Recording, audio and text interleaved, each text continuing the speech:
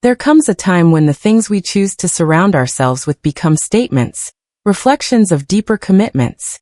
In an age where excess and speed have long defined what it means to own a luxury vehicle, the emergence of something like the Fisker Karma disrupts the narrative. It wasn't just about horsepower or 0 to 60 numbers. It was about choosing a car that carried an idea, a vision for what transportation could look like when environmental responsibility is taken seriously. The Karma didn't try to imitate the roar of combustion or replicate the old ideals of what performance looked like. Instead, it reimagined those ideals entirely. From the moment the Fisker Karma appeared, it caught attention not for its badge, but for its message. This was a car that didn't need to scream to be heard. Its sculpted design was futuristic yet grounded. Every angle, every curve served not just aesthetic purposes but spoke to a larger principle. Form could meet function in a way that respected the earth. Driving it meant choosing to represent a new kind of luxury. One not built on outdated ideas of power, but on modern ideas of purpose. It carried weight, not just as a vehicle but as a conversation starter. Its very presence was different. On the street, the Karma stood out, not because it demanded attention, but because it naturally invited curiosity. People asked about it. They wanted to know why it looked the way it did, why it sounded different, why it didn't fit neatly into the categories they were used to. That was the point. The Fisker Karma wasn't just another electric car. It was a redefinition of what it means to be progressive in motion. It represented the future, not as something flashy and unreachable, but as something tangible, immediate, and necessary.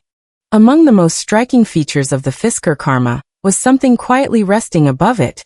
A full-length solar panel integrated into the roof.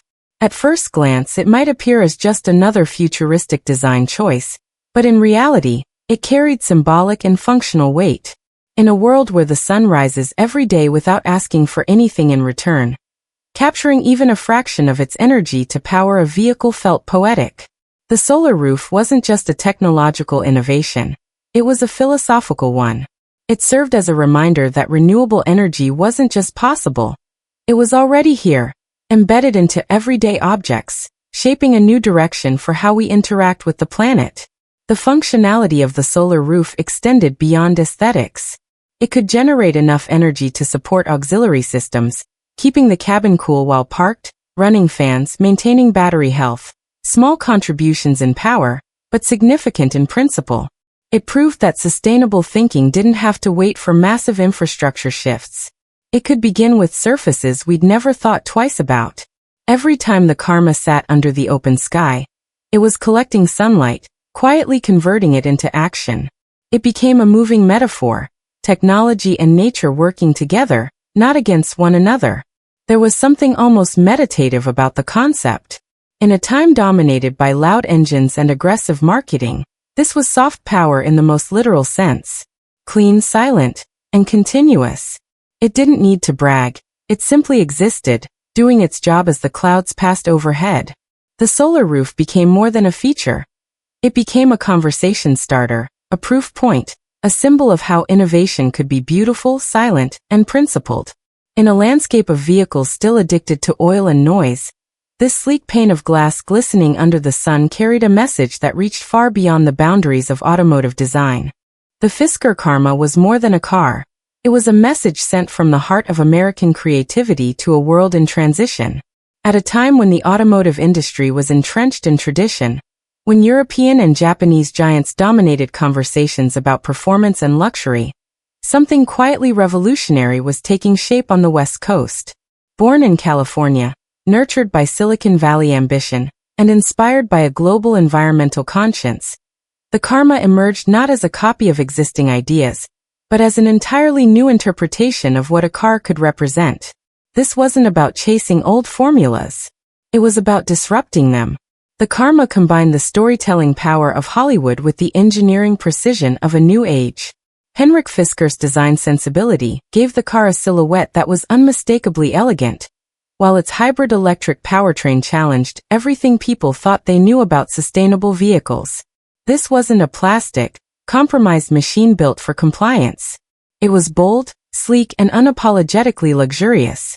And yet, it ran on a vision of cleaner air and reduced emissions. The juxtaposition was intentional. It sent a clear signal to the world that green didn't have to mean boring, and clean energy didn't have to sacrifice identity. Its American roots added layers of meaning.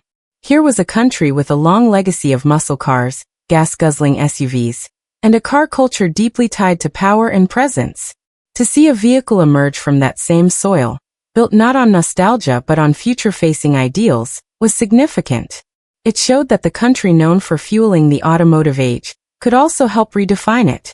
The Karma didn't just represent a shift in drivetrain. It represented a shift in mindset. It illustrated how American design and innovation, when guided by conscience instead of ego, could create something beautiful that also served a greater good. Driving a car is more than a personal choice. It's a public declaration of values. Every time a vehicle enters traffic, pulls up to a curb, or glides through a city, it communicates something about its driver, about priorities, principles, and purpose. The Fisker Karma was not chosen for mere transportation. It was chosen because it stood for something. It aligned with a greater mission, one rooted in environmental consciousness, innovation, and social responsibility. In a world where image is often curated, authenticity in action still matters. And driving the Karma made a clear statement. It's possible to live with intention and style without compromising either.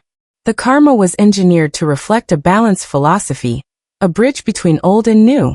Its dual powertrain, combining electric motors with a gas-powered generator, provided flexibility without completely cutting ties from the existing infrastructure. It didn't wait for a perfect world where charging stations lined every block.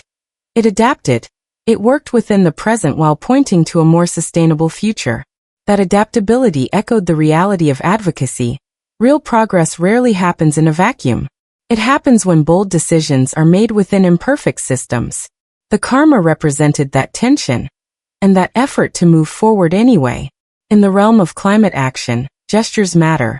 People pay attention to consistency, to whether words match behaviors. That's why the Karma wasn't just a car. It was an extension of a life's work focused on raising awareness about ecological collapse, biodiversity loss, and the need to change course. Choosing to support a company like Fisker, one that dared to challenge convention and invest in sustainable innovation, was an act of solidarity with the larger movement. It turned an everyday activity, driving, into a platform for awareness, for accountability, and for living the values so often spoken about on stages and in campaigns. The Fisker Karma may not have lasted long in production, but its influence stretches far beyond its short time on the road. It arrived during a transitional era, an uncertain space between the dominance of gasoline and the awakening of the electric revolution. Its existence alone proved that luxury, beauty, and ecological responsibility could coexist in one machine. While many saw it as a niche project or a bold experiment, its presence in the early landscape of sustainable vehicles helped reshape public perception. It offered a glimpse into what was possible when design and ethics shared the same seat. It made people imagine a world where responsibility didn't mean sacrifice. The Karma inspired more than admiration. It inspired movement. Its solar roof, regenerative braking, extended-range electric drivetrain, and unapologetically luxurious design weren't just features. They were challenges issued to a hesitant industry. Automakers were forced to ask themselves, why couldn't all of this be standard? Why couldn't elegance and efficiency travel together?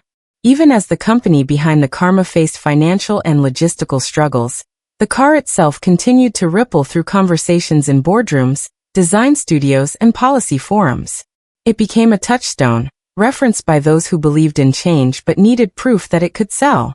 Though the nameplate moved on, and the original production came to a close, the ideas behind the Fisker Karma refused to fade.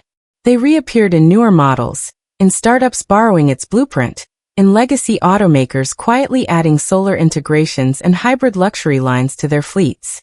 The Karma helped create a space where the impossible started to feel inevitable. And for those who drove it, supported it, or simply admired it from afar, it reinforced the belief that even a single car, released at the right moment with the right intention, could leave behind more than tire tracks. It could leave a blueprint for how to move for war.